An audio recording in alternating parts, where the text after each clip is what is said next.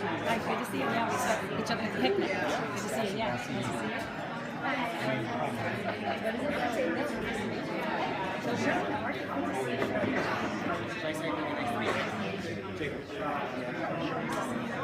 Great. So since I'm just opening arguments, can I do, or opening statements, can I do a little 60 seconds real quick? Thank you. Catch up. Right. I'm Kathleen Matthews, and first of all, it's amazing and wonderful to see so many millennials out on a Friday night actually talking about politics and asking tough questions. I know that millennials turned out in record force in 2008 for Barack Obama's election, and then they disappeared in 2010, 12, and 14. And so I'm hoping that they'll all be back, and I think you're a good indication of the interest in this election at the presidential level, at the Senate level, and hopefully in the Maryland 8th Congressional District. So thank you for being here. I'm in this race because I, just as a citizen, was so tired of the gridlock, so frustrated with this Republican Congress. I worked so hard to try to give money to challengers, to people like Mitch McConnell, and when I heard that the seat was open, I thought, jump in there, put your money where your mouth is. You wanted to serve your country at some point, and here's a chance. All right, wonderful.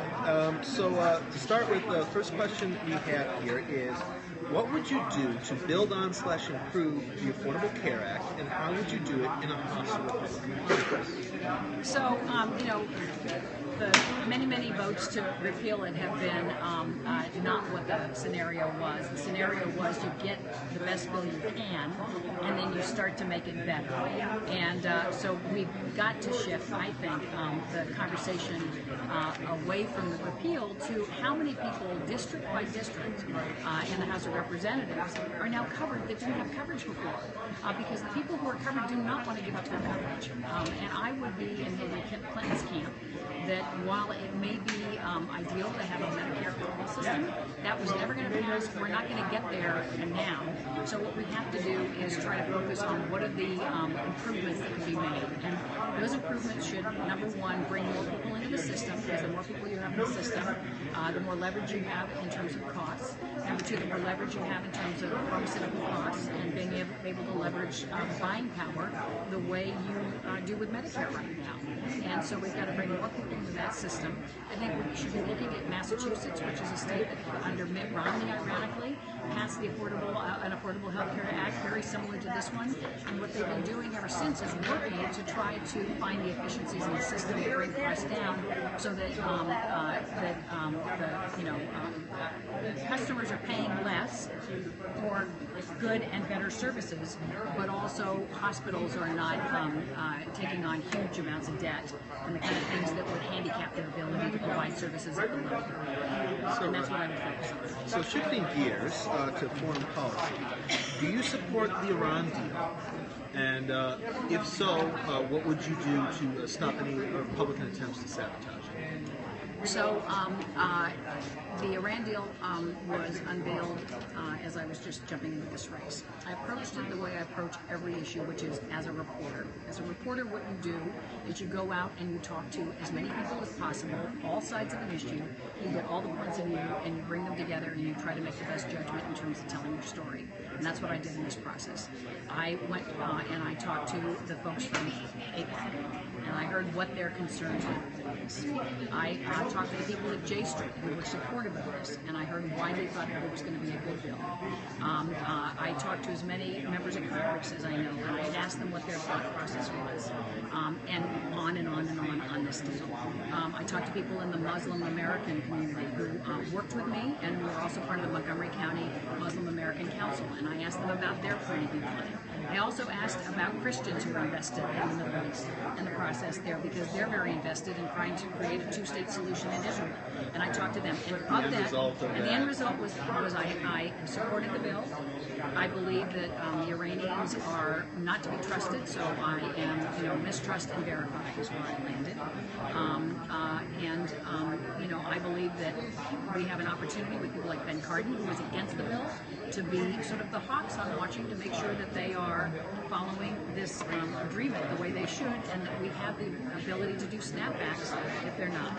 But I actually was with Jason yesterday, who was freed from the Washington Post reporter, the opening of the Washington Post, and I believe that the fact that we had that agreement allowed then the subsequent negotiation to get him out after all of those months of trying to have that happen. And so I believe that opening this door is the best possibility towards future relationships where we can start to trust them potentially in this communication. Where do you see that future relationships might be? Do you believe like trying to have more trade with them or cultural exchanges? What exactly would be the... Iran has been a highly educated Middle Eastern country. The Iranians or Persians that are here in this country are, incredibly productive, talented, well-educated people in our society, and I think that bodes well for sort of the people who are trying to be the well-educated, moderate voices in life. And hopefully this agreement is going to empower them, and that there can be intellectual exchange, there can be cultural exchange, and there can also be economic exchange between the countries. Moving on to shifting gears once again And to stability education. in the Middle East. Iran can either be a unstable force or a stable And moving on to education, what do you see as the federal government's role in education in regards to high-stake testing, Title I schools, which is schools that have a majority of students who are on get a free or reduced lunch, and also the privatization charter movement, especially the conflicts with the Yeah. So number one, the federal role I think is on leveling the playing field, and so that's what Title I has tried to do in terms of funding to Title I schools. While I was at Marriott, actually one of our brands, Ritz-Carlton, had a relationship with a Title I school in every community that there was Ritz-Carlton for interplay between business and tutoring and everything in the school. So I've been in a lot of Title I schools as a reporter and also in my business career. Number two, universal pre-K. It's got to be mandated. I think that's going to level the playing field at the beginning. I covered DC's pre-K programs when they started. My son was in the first DC pre-K program, and I followed that class of kids for 12 years till they graduated. It made a huge difference in terms of the outcome, and a very high rate of kids going to college.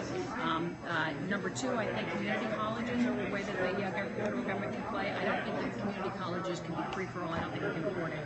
But I think it can be means tested, and that for people who can afford it, they should pay for it. For people who can't, we should have free community college. We've also got to have flexibility on refinancing college loans and more money into federal loans for paying for 4-year colleges, 2-year and 4-year colleges.